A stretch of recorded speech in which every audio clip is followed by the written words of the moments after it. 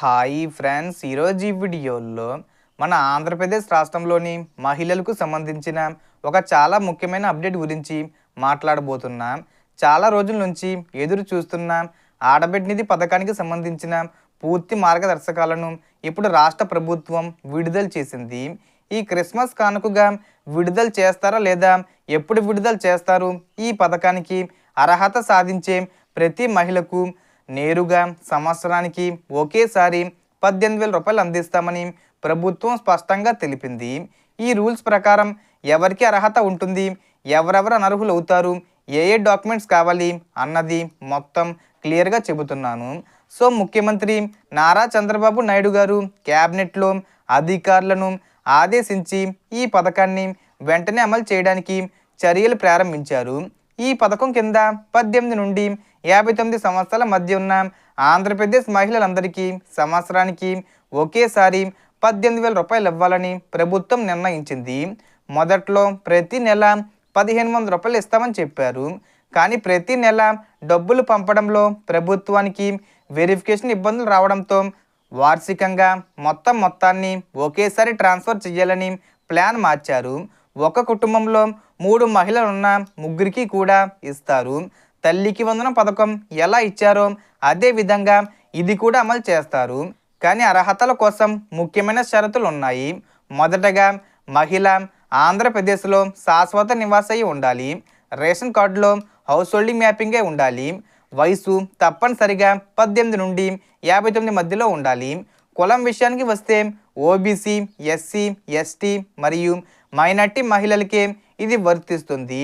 భూమి విషయానికి వస్తే తడి భూమి 3 ఎకరాలు ప్లస్ పొడి భూమి 7 ఎకరాలు కలిపి 10 ఎకరాల కంటే తక్కువ ఉండాలి. 10 ఎకరాలకు మించి ఎవరికైనా భూమి ఉంటే ఈ స్కీమ్ వర్తించదు. అలాగే ఆదాయం విషయంలో గ్రామాల్లో 1,20,000 రూపాయల లోపల, పట్టణాల్లో 1,44,000 రూపాయల లోపల ఆదాయం ఉండాలి. మున్సిపల్ ఏరియాలో ఇల్లు 1000 చదరపు అడుగుల కంటే ఎక్కువ ఉండకూడదు. 4 wheeler white number plate car ఎవరి పేరు మీద ఉండకూడదు.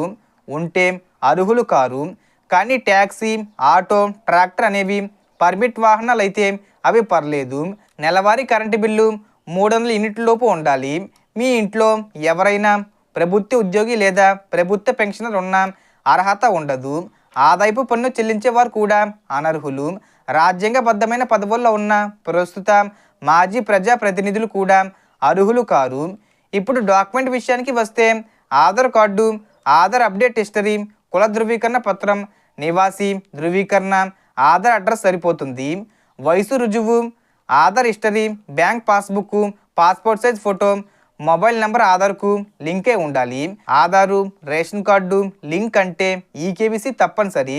అలాగే ఆధారు బ్యాంక్ అకౌంట్కు లింక్ అయిన ఎన్పిసి మ్యాపింగ్ ఉండాలి. ఇది లేకపోతే డబ్బులు రాదు. ఎన్పిసి మ్యాపింగ్ సమస్య ఉంటే పోస్ట్ ఆఫీస్లో 250 రూపాయలతో కొత్త సేవింగ్ అకౌంట్ ఓపెన్ చేస్తే ఆటోమేటిక్గా మ్యాపింగ్ అవుతుంది. ఈ అర్హతలన్నీ చూసుకొని రేపటి నుంచే ఇంటింటికి సర్వే ప్రారంభిస్తారు. సర్వే పూర్తయిన తర్వాత ఎలిజిబుల్ లిస్టు రిలీజ్ అవుతుంది. డీబీటీ ద్వారా సీఎం చంద్రబాబు నాయుడు గారు డబ్బులు రిలీజ్ చేస్తారు. సో క్రిస్మస్ కానుకగా ఈ డిసెంబర్ 25వ తేదీ వచ్చేలోపు ప్రకటించే అవకాశం ఉంది. ఇప్పుడు మీరు అడుగుతున్న ఒక డౌటు, ఇది వచ్చే సంవత్సరం నుంచి ఇవ్వాలి కదా, ఇప్పుడు ఎందుకు? సో దానికి కారణం త్వరలోనే స్థానిక సంస్థల ఎన్నికలు ఉన్నాయి.